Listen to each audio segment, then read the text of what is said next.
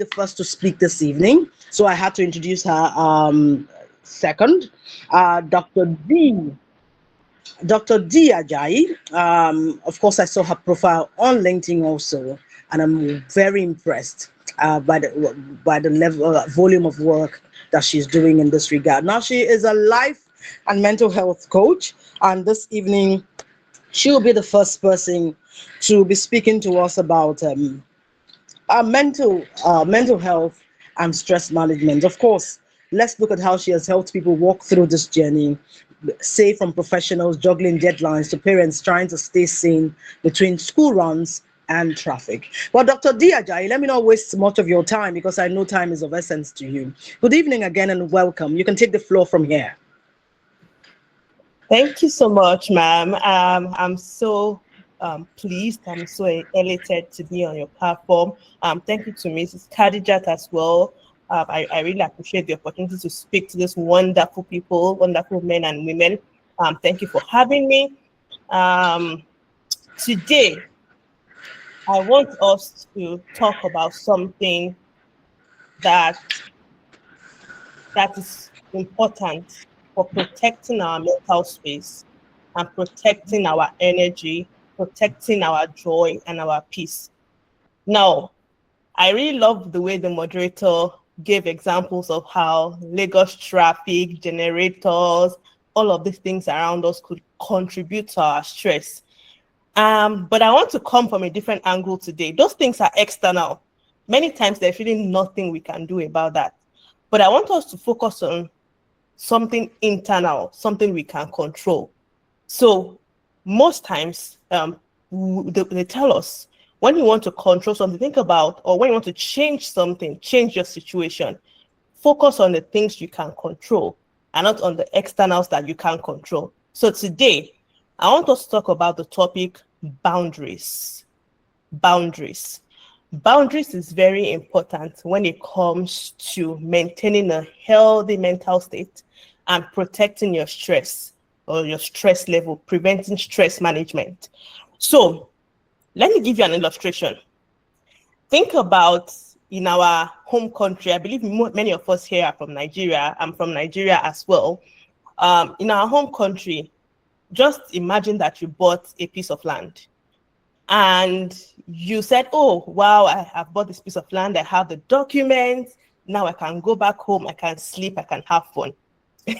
What do you think is going to happen if you leave that land alone for 5 months, 10 months, 1 year, 3 years, and you do nothing about it? Who can guess what's going to happen? People are going to take over that land. They'll probably resell the land and you'll be left wondering what happened, right? And in that case, people will tell you once you buy a land, be sure to do something on the land. When they say do something on the land, they mean put a boundary, for instance, around it. Build a fence, maybe. Just start something to claim ownership and right to that land, to let them know that there is someone here and to ward off trespassers. I want to know if people are hearing me. If you can hear me, can you put a thumbs up in the chat? Let me see. Okay. Awesome. Thank you so much. Okay. So they'll say do something on the land. Build a fence. Let them know that you are here and they can't take over your land, right? So this is what we say when we talk about boundaries. So this is what we're saying when we say the word boundaries. Why did we need to put a fence around the land? Because we know that we have something precious and we want to protect it. What is precious is this land that we just bought for maybe millions of naira. And we want to protect it from being taken over by some other parties that don't own the land, right? And we want to keep trespassers out. We want to keep the good things in. We want to keep the bad things out. That is why we have a fence around your house or a fence around your land, right? So this is boundaries. This is what boundaries are. Now, let me ask you a question. Is your mental health precious to you? Yes or no? Is your mental health precious to you? Okay, I think I heard a very faint yes. Okay, and I saw a thumbs up. Yes, yes. Our moderator says hers is. That's right. Your mental health is precious. Your peace is precious. Your joy is precious. Your space, you need to protect that, right? So that's why you need boundaries. Now, in the case of my illustration, there was a fence around the house or around the land. That was the boundary. In this case, boundaries will be actions that you are going to take in your own sphere to protect yourself. I want us to now go and look at some of the boundaries that we can set to preserve our mental health and to prevent stress and overwhelm. But before we look at that, I want us to establish something. Many times when we talk about boundaries, we think, oh, this person is really annoying me. I'm going to set a boundary and keep them away. But that's not really what boundaries are about. Boundaries are not about being angry at someone and reacting to them. Boundaries are proactive, they're not reactive. Let me repeat that. Boundaries are proactive, they are not reactive. Boundaries are also for you and not for others. Boundaries are for you, not for others. And boundaries are proactive and not reactive. So you put boundaries in place ahead of time to prevent. They are preventive, right? And boundaries are for you and not for others. Now, what are some areas where you need to set boundaries if you would protect your mental space?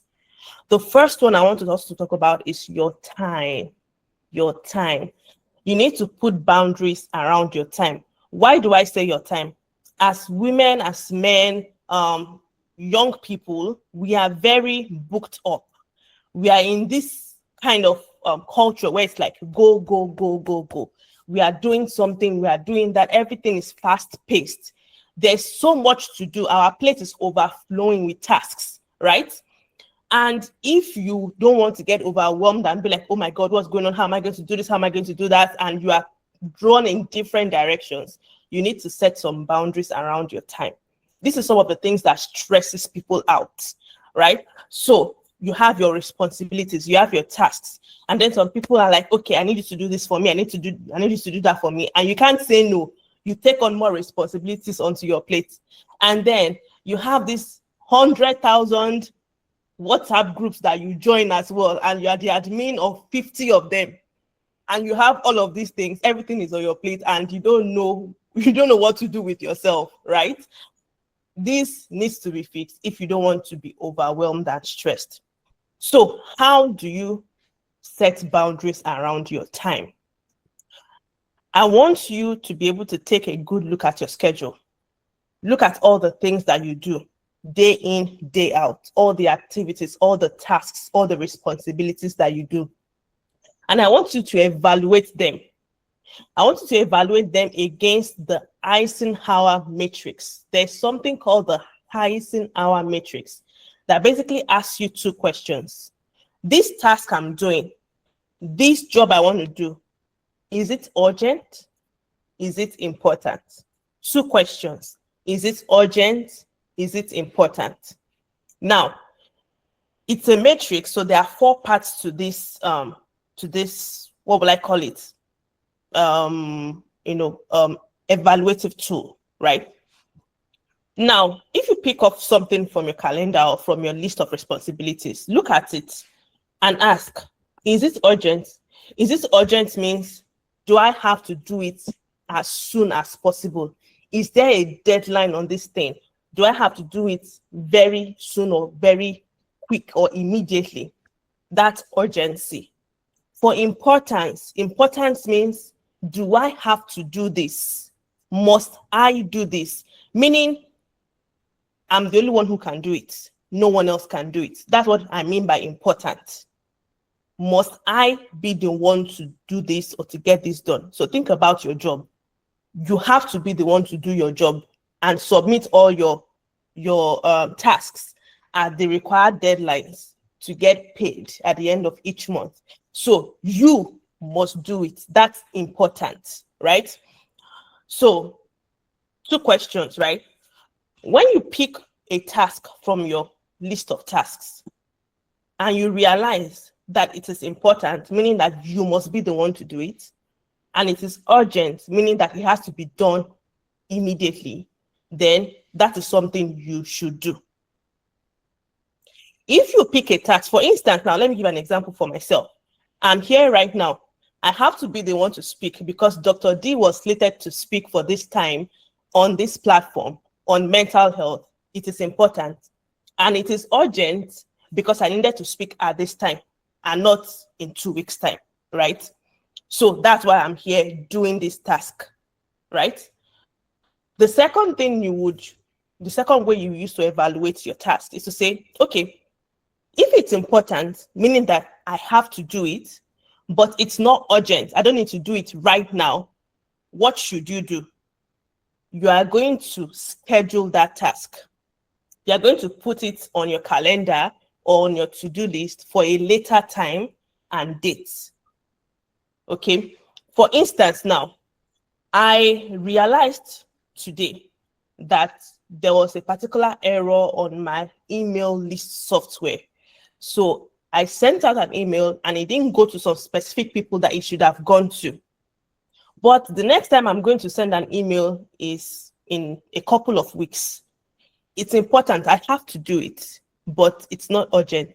So I put it on my calendar that I'm going to do it next week. So that's scheduling for your tasks that are important, but not urgent. Then measure it again against this next rubric. Is it urgent, but not important? Now, urgent in the sense that I must do it as soon as possible. It must happen now, but I don't have to be the one to do it. Anybody can do it. An example for me would be, I needed to be here to speak, but I have a little baby. I'm not quite sure how to help you with that. I'm sorry about that. That's Siri or somebody, Alexa. Okay. I said I had to be here to speak to you all wonderful people, but I have a little baby that has to be taken care of. Now, that task, according to our definition of importance, is not important in the sense that I don't have to be the one to take care of the baby at this time. But it's urgent. The baby needs to be taken care of at this time. So I delegate. Whenever you have a not important task that is urgent, you delegate. Find someone else that can do it for you at the time that it needs to be done. So right now, I have my husband taking care of my baby right now because it's not important. I put it in quotes because we, as a woman, I feel like it is important. But according to our definition of importance, like I said earlier, it means I don't have to be the one to do it. So it is not important, but urgent. So I delegated that task. As women, we find it hard to delegate. We want to be the one to do everything by ourselves because we think no one can do it as good as we do it. And, that happens, or that applies to some men as well. We feel like no one can do it as good, but we have to learn to delegate if we will not be overwhelmed with our to-do lists. Delegation is important. Okay, then the fourth one is this task unimportant and not urgent? If it's not important, meaning I don't have to be the one to do it. And if it's not urgent, meaning it doesn't have to be done anytime soon, then I can put it off. I can actually remove it from my schedule. So things like someone wants me to help them, I think I have, okay, very good. I have an example in my notes. Let me just give you this example. So I'm supposed to meet with this person to teach them some things, but the person is not available. The person does not always make the meeting times. And for what I want to teach them, someone else can teach them. I don't have to be the one to teach them. And because the person is not showing up, it's not really urgent because a time was set and the time was not met. So it's not urgent. So what I did was I took that event off my calendar.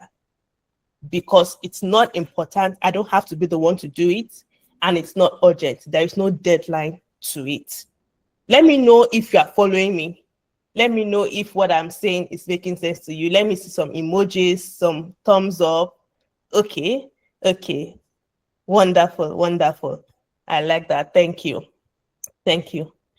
So this is what I want you to do. Look at all your tasks. Mark the ones that you need to do. Mark the ones that you need to delegate.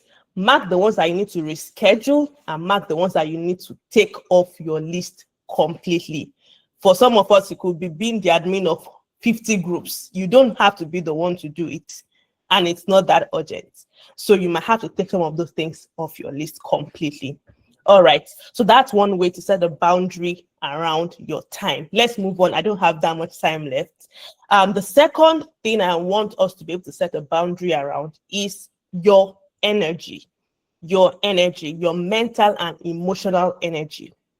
So what do I mean by energy?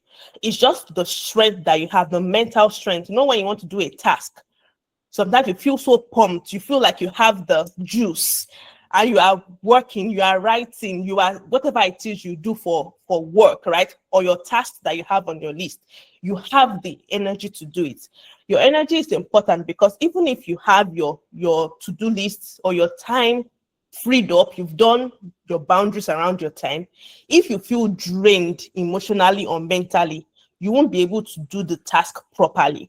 So you also need to protect your energy. So how do you protect your energy? You protect your energy by identifying any energy drainers and eliminating them. Identify energy drainers and eliminate them. And also identify energy boosters and incorporate them into your schedule.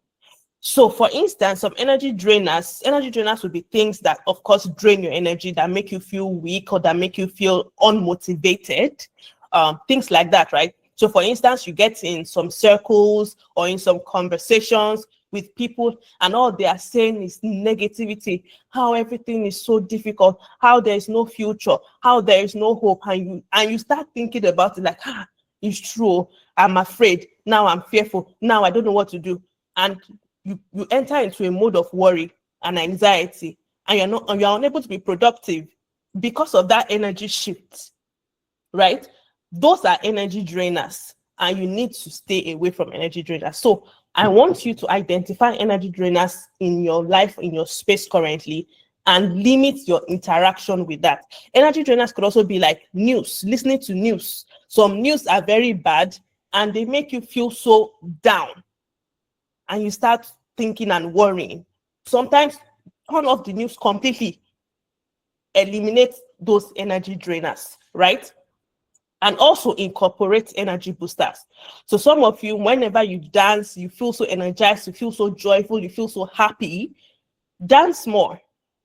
For some, it might be coloring. There was one day I just felt so tired, so yeah. Somebody said drainers like gossips. That's right. Eliminate that. Thank you very much, Tolulope. There was a time that I was feeling a little, down, tired, drained, and I just picked up I bought this coloring book and this water markers or watercolors, and I began to color. As I colored, I felt more relaxed. I felt like I was letting out some stress from my body. So for you, you have to identify what your energy boosters are. It might be taking a walk, it might be singing, it might be dancing, it might be hanging out with some positive people that would encourage you and that will tell you, things that will raise your hopes and make you happy. Whatever your energy boosters are, I want you to identify them and begin to incorporate them into your schedule. Okay, so that's that about protecting your energy. I'm looking at the time. Then one last thing as we go. I want you to protect your principles. Your principles.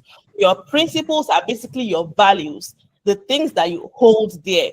What would I do? What would I not do? So for instance, somebody said something like gossip. Your principle could be like, I don't gossip. I don't like to talk bad about people behind their back. That's not what I love to do. So I've realized in my, in my experience and in my coaching with other people, whenever they violate their principles, it leads to how do I put it? They feel really sad. They feel, sometimes it tends to depression because you did something that you didn't want to do. Maybe you were pressured into doing it. And then you basically sinned against yourself and you feel bad and you actually don't like yourself and you just feel like you've lost your energy and your zest. That happens a lot to people. So when you have your principles, a way to build a boundary around your joy, your mental health, is to make sure that you do not violate those principles. So think about what are the principles I hold dear, first of all? What are the principles I hold dear? For some people, it could be, I hold sexual purity dear. I don't want to sleep with anybody other than my partner. I hold my friendships and my family dear. I would never want to betray my friends or my family. What is it that you hold dear? Name it, list it, and then begin to set boundaries around that. Begin to say, what are some things I want to put in place to ensure that I don't go against my principles? An example could be accountability. So I'm going to have this group or this circle of friends that I'm going to say, okay, I'm going to this place and this place. Be sure to call me at this time so that I do not do what I'm not supposed to do. What are some guardrails that you're going to put in place to keep you from violating your principles so that you don't get into this space where you are like, why did I do that? And then you hate yourself and then you feel sad and you feel like, why can't I do it? And it's just a spiral that doesn't help at all.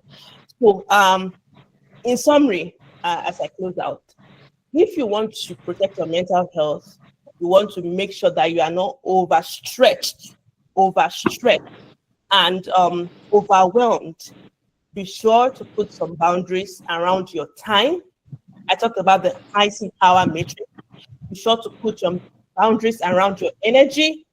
What do you allow into your space? What kind of energy boosters or drainers, right? And then be sure to put some boundaries around your principles. Make sure to put guardrails in place to make sure that you keep your principles standing or keep to your principles. So I'm going to end here. Thank you so much for having me. I hope that you learned something from this talk. Have a wonderful rest of your session. And if you have any questions, since I'm going to be going off in a few minutes, be sure to send them to Mrs. Khadijat, and she's going to forward them to me. If you would need to, if anything, just send to her and she would let me know and I'll respond. Thank you so much for having me. I had a great time talking to you all. All right. Thank you so much, Dr. Ajayi. Thank you. I've learned so much, so much from you this evening. I would have loved to ask a question, but I know you don't have time. So we're going to let you go at this juncture.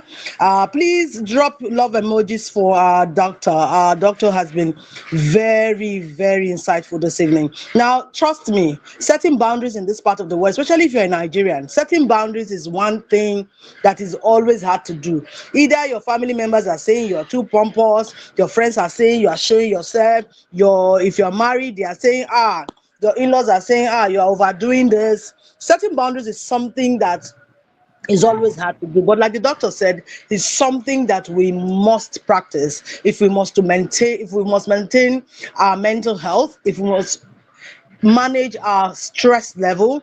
You must learn to set boundaries. You must set boundaries with your time. Very important. You must set boundaries with your energy. Things that are energy draining, things that are not energy boosters, try to put them out, take them out. And of course, try as much as you can to be principled. It doesn't mean that you're stiff. It doesn't mean that you're rigid. It just means that you're taking care of your health. Now, if you gain something from what she said, please drop, of course, your best emoji in the comment section. Let's see that, of course, you've been following us on this conversation. It's not just us talking, not just sending it, send it in the comment section. Type it in the comment section so that we know how many of us are really following this conversation. Please type it quickly, quickly, quickly. Of course, let me see how many of us are part of today's conversation. Let it not be that it's only the doctor that was speaking to herself. Many of us have gone to do other things. Of course, I'm seeing, of course, love emojis. Imat Z, thank you so much. Tijani Tululokpe, thank you so much. Yes, drainers like gossip, very, very bad, especially for us women. They think that's all we are good for. Abdullahi, thank you so much. Also, Egberongbe, I see your also Nima. I see your emoji. Baido Ibrahim, thank you, thank you, thank you, everyone. That means yes. So all of us were listening, and we're really, really, really part of this conversation.